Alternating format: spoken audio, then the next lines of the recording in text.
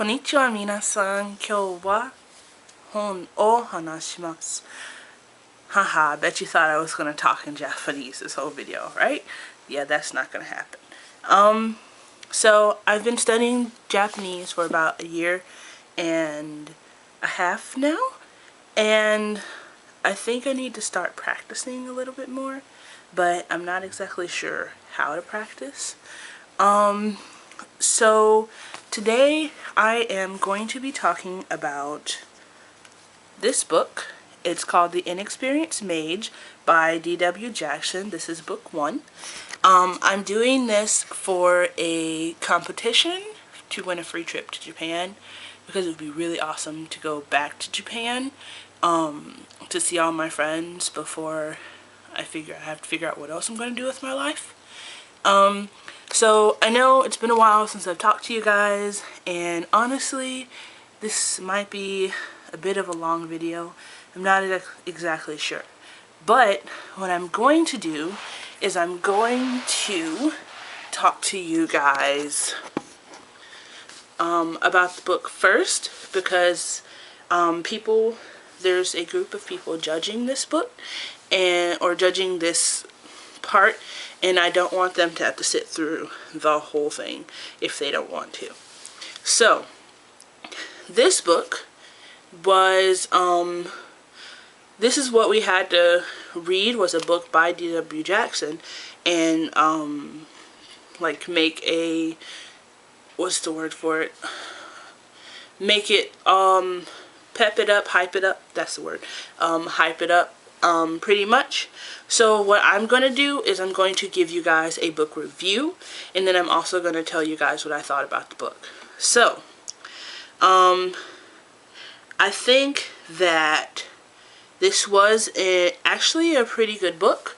I don't know if you guys can actually see it. He doesn't have a hard copy of any of his books as far as I noticed. So they're all Kindle books, which I actually like because it's a lot easier to keep my phone with me. Oh gosh, dropping it. My phone with me than an actual book. Even though I really actually like reading books a lot. So, yeah. So I read this book. It's 200 pages, so it didn't take very long. I think it took me like 3 days, and that's because I read like maybe 50 to 60 pages a day, sometimes a little bit more. But if I had really buckled down, probably would have only taken me 1. And this entry is actually pretty late because something in my eye. Because I don't like talking in front of a camera with my family home, and today is Sunday, so they're at church, which means that I'm pretty free. So, yay. So this book is about a slave who is accidentally released. Is that the word? I don't remember how to say it. He gets released because someone attacks the queen, and the queen is who bought him. And he finds some information out, or he finds a book or a whole library full about mages and magic and stuff like that. And he teaches himself to use magic. I thought the book was actually really, really good. My only problem was that, oh gosh, I saved this section, and here we go. That I had to write this down because I'm very bad at remembering things. So it confused me that he found the book and then he learned magic as soon as he found the book. Like, I feel like it probably would have taken a couple more days to do it, but I wasn't like completely thrown. Like, it was kind of weird at the beginning, but then, you know, once you look past that part, like, everything else is like great. I know when I was reading about this book on Amazon that I saw a lot of people say that there's a lot of grammar errors and things like that, and I don't think I really saw any of that. Maybe because I wasn't paying attention, but I think that it was really a well-written book, and that it was something that I might actually buy the second book for, which is very unusual for me because I don't think I buy the second book to a lot of books except for one. And that's because I'm trying to finish that series, and it's like 28 books long. So I actually, oh gosh, that is not what I meant to do. I just added a bookmark to something that didn't need a bookmark. I'm trying to remember. It's okay, so I think that, in my opinion, he learned magic too fast, and then he was able to use too much too quickly. But other than that, I actually really enjoyed the book.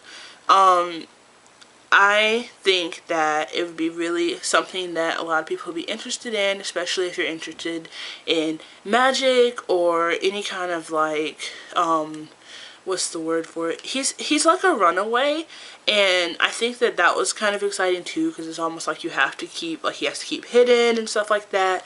But I think that it was a really good book, so you guys should really, really read about it.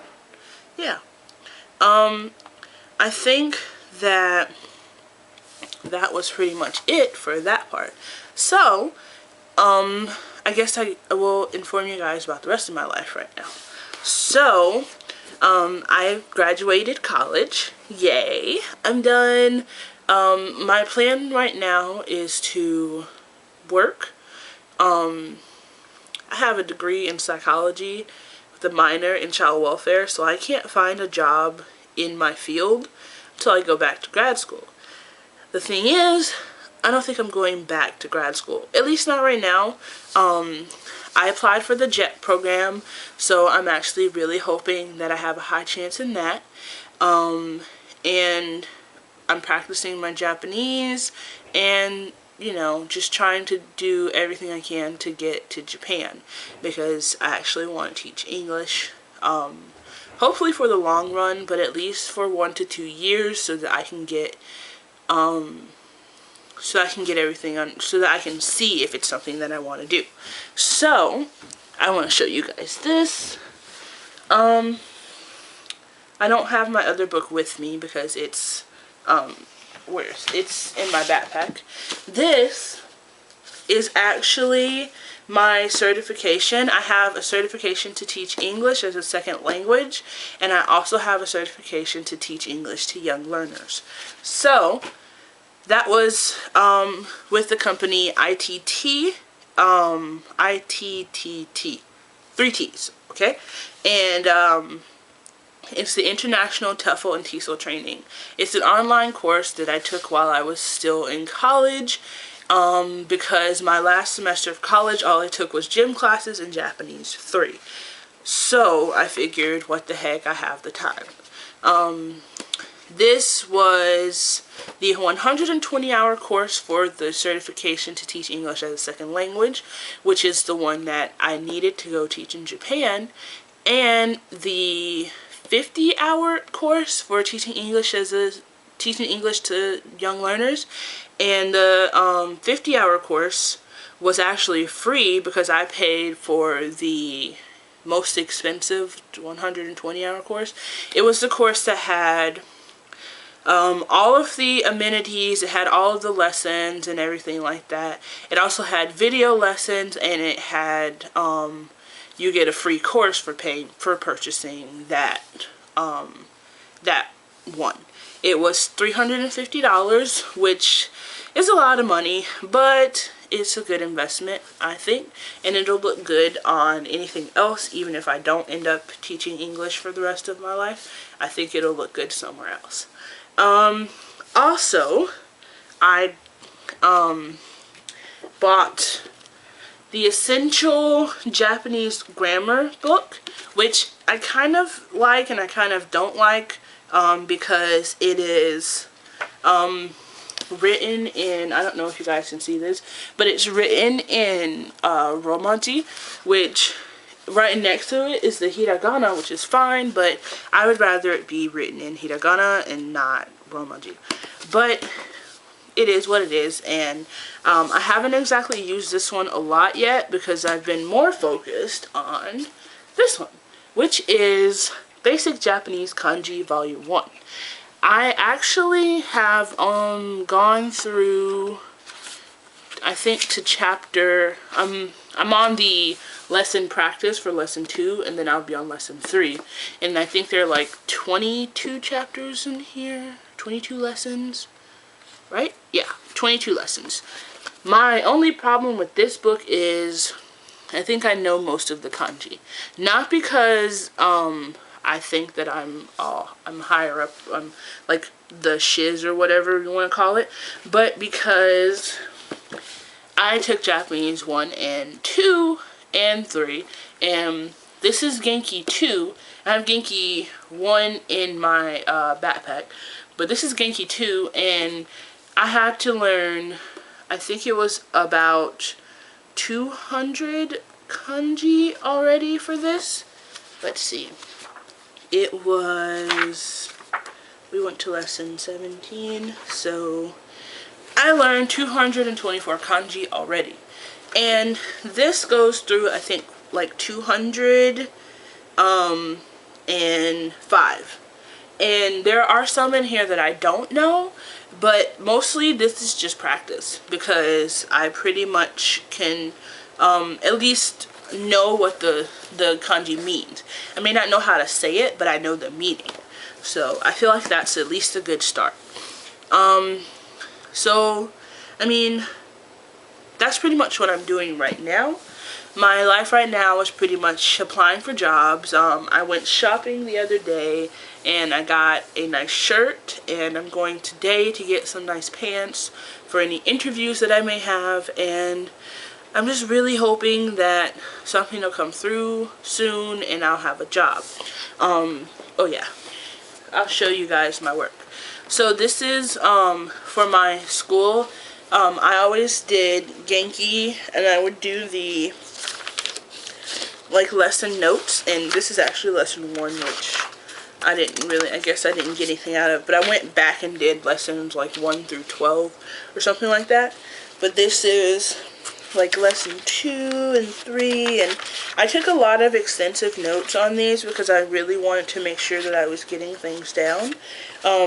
It did help a lot, actually, so that was a good thing. And then I also, the red pen is where my sensei marked things that I needed to fix. So yeah, but this is practice, and I went through the Genki book, and as you can see, I need to practice a lot on here. I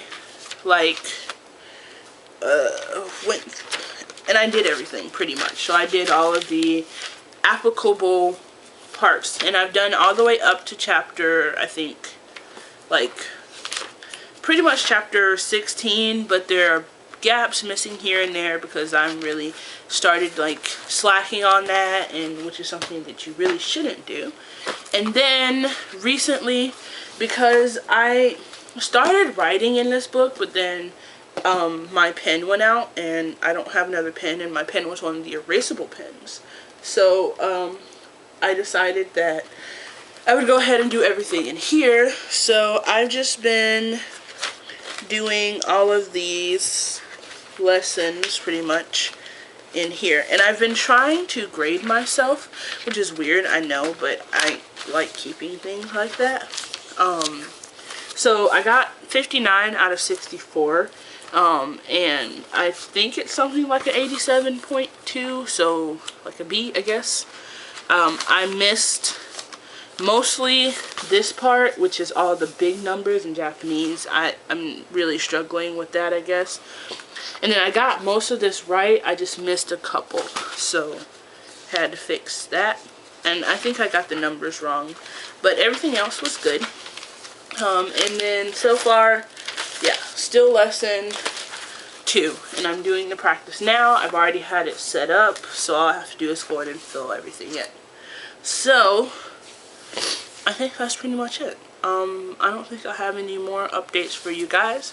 If you have any questions, comments, anything like that, let me know. And yeah, I'll see you guys later. Ja, mata ne.